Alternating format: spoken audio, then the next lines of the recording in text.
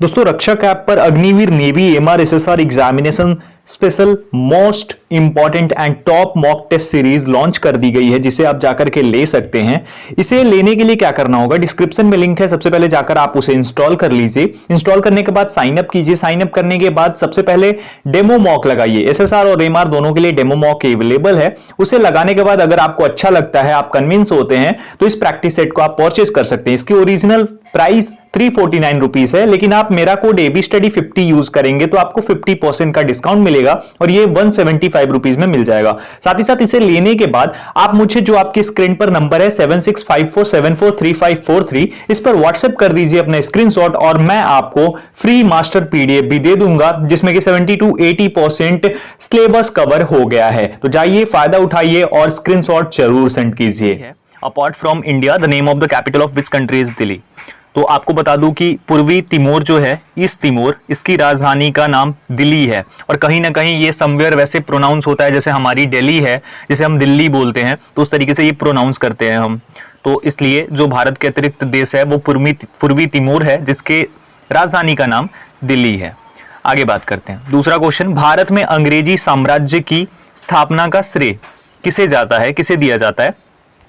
Who is credited with the establishment of the British Empire in India? यहाँ पे 4 option है। इसका सही जवाब हो जाएगा ऑप्शन नंबर बी, यानी कि लॉर्ड क्लाइव। लॉर्ड क्लाइव को भारत में अंग्रेजी साम्राज्य की स्थापना का श्रेय जाता है। इसने ही भारत में अंग्रेजी साम्राज्य की नींव डाली थी। ये आप लोग ध्यान रखिएगा। आप लोग कमेंट करके जरूर बताना कौन सी लड़ाई थी जिसके बाद नींव पड़ गई थी भारत में अंग्रेजी साम्राज्य की। आगे बढ़ते हैं। क्वेश्चन नंबर 3, विश्व का सबसे ऊंचा जलप्रपात किस देश में स्थित है? In which country is the world's highest waterfall located? इसका सही जवाब ऑप्शन नंबर बी हो जाएगा। वेनेजुएला में जो है ये सबसे ऊंचा जलप्रपात है और इसकी जो ये सबसे ऊंचा वर्ल्ड का है और इसका जो नाम है वो एंजल जलप्रपात है। क्या नाम है? एंजल जलप्रपात के नाम से ये जाना जाता है और ये वेनेजुएला में है। आपको बता दूं आगे बढ़ने से पहले कि जो भी क्वेश्चंस इसमें मैं कराऊंगा वो ऑलमोस्ट प्रीवियस ईयर एग्जाम्स में पूछे जा चुके हैं एयरफोर्स में। ठीक है, आगे बढ़ते हैं। बांग्लादेश कब एक स्वतंत्र देश बना? When did Bangladesh become an independent country? इसका सही जवाब ऑप्शन डी हो जाएगा हमारा, यानी 1971 1971 में बांग्लादेश जो है वो एक स्वतंत्र देश बना। ठीक है, उस टाइम पे हमारी और पाकिस्तान की लड़ाई भी हुई थी। ठीक है, जिस टाइम पे हमारे यहाँ सेकेंड टाइम इमरजेंसी लगाई गई थी। याद रखोगे आप लोग, फर्स्ट टाइम इमरजेंसी कब लगाई गई थी? 1962 में, चाइना से जब वॉर हुई थी हमारी। और थर्ड टाइम कब लगाई गई थी? 1975 में। वो गृह युद्ध की समस्या या गृह अशांति थी, तो उस टाइम पे इंदिरा गांधी ने लगाई थी। आगे बढ़ते हैं। क्वेश्चन नंबर 5, अफ्रीका महाद्वीप का क्षेत्रफल में सबसे बड़ा देश कौन सा है? तो अफ्रीका महाद्वीप का जो सबसे बड़ा देश है क्षेत्रफल में, वो अल्जीरिया है। और इसके साथ साथ एक और क्वेश्चन आपको मैं ऐड करके दे देता हूं कि मिस्र जो है ना, ये अफ्रीका महाद्वीप का ही एक देश है और इसे जो है ये नील नदी की देन के नाम से जाना जाता है। ठीक है, मिस्र इज यानी Egypt is known as the gift of Nile river. Okay, चलिए क्वेश्चन नंबर 6, टिहरी बांध किस राज्य में स्थित है? Tehri dam is located in which of the following states? सही जवाब ऑप्शन सी हो जाएगा, यानी उत्तराखंड में टिहरी बांध स्थित है।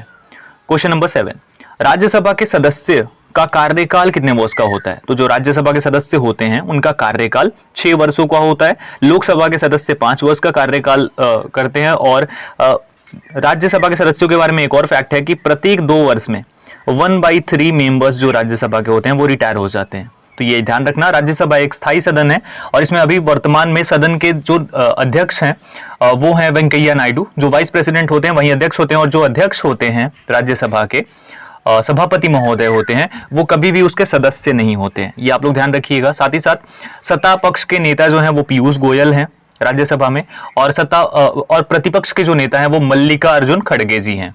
ठीक है, ये आप लोग याद रखिएगा, इंपॉर्टेंट है।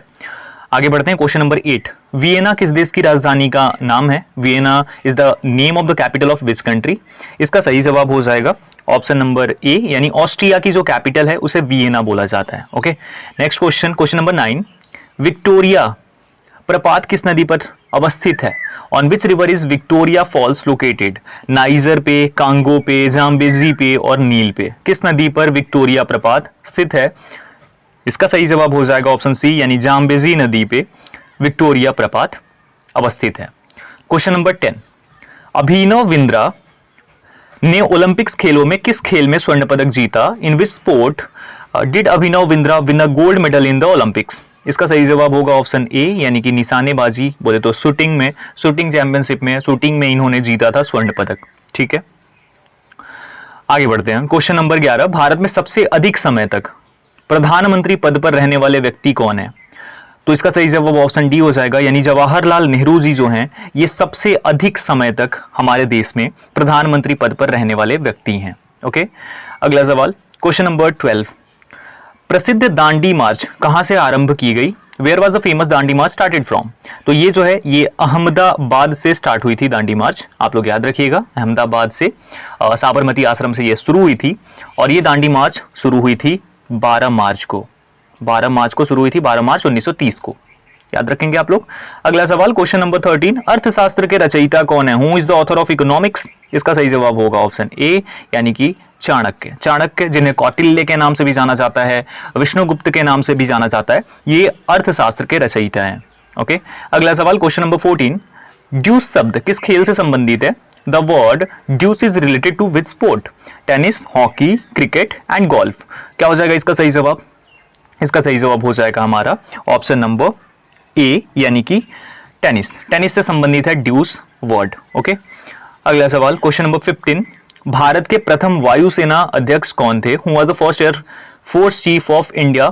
वो हमारे सुब्रतो मुखर्जी हैं। Subroto Mukherjee was the first air force chief और air chief marshal of India, या तो याद रखिएगा। और अभी वर्तमान में वी आर चौधरी हैं, वी आर चौधरी सर अभी वर्तमान में हैं वायुसेना अध्यक्ष। ओके, आगे बढ़ने से पहले बोलूंगा, वीडियो आपको अच्छी लग रही होगी, मुझे पूरी उम्मीद है, तो वीडियो को शेयर और लाइक जरूर कर देना। एक लाइक एक शेयर बहुत मैटर करती है मेरे लिए, इससे मोटिवेशन आता है। आगे बढ़ते हैं। 2022 के राष्ट्रमंडल खेल कहाँ आयोजित होंगे? Where will the 2022 Commonwealth games be held? Sydney, Birmingham, New Delhi and Durban. इसका सही जवाब क्या हो जाएगा? 16 नंबर का सही जवाब हो जाएगा ऑप्शन नंबर बी, बर्मिंघम में जो है राष्ट्रमंडल खेल आयोजित किए जाएंगे। ठीक है, पहली बार कनाडा के हैमिल्टन में ये आयोजित किए गए थे और वो हुआ था 1930 में, 1930 में। ओके, क्वेश्चन नंबर 17, भारत के मुख्य न्यायाधीश की नियुक्ति कौन करता है? Who appoints the chief justice in India? राष्ट्रपति, उपराष्ट्रपति, प्रधानमंत्री और राष्ट्रीय सुरक्षा सलाहकार। इसका सही जवाब ऑप्शन ए हो जाएगा, प्रेसिडेंट। राष्ट्रपति जो होते हैं हमारे देश के वो ही डिसाइड करते हैं और वही नियुक्ति करते हैं किसकी?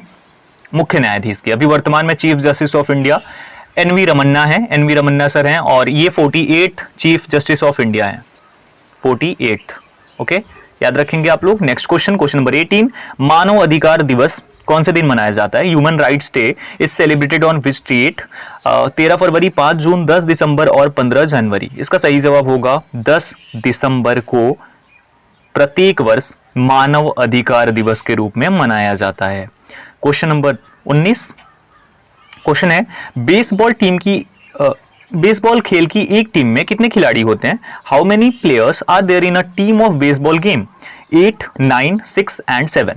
इसका सही जवाब हो जाएगा ऑप्शन बी, एक साइड में 9 प्लेयर्स होते हैं, जैसे क्रिकेट में 11 होते हैं, फुटबॉल में 11 होते हैं, उस प्रकार से ही बेसबॉल में जो है वो 9 प्लेयर्स होते हैं। Okay, next question, India wins freedom नामक किताब के लेखक कौन थे?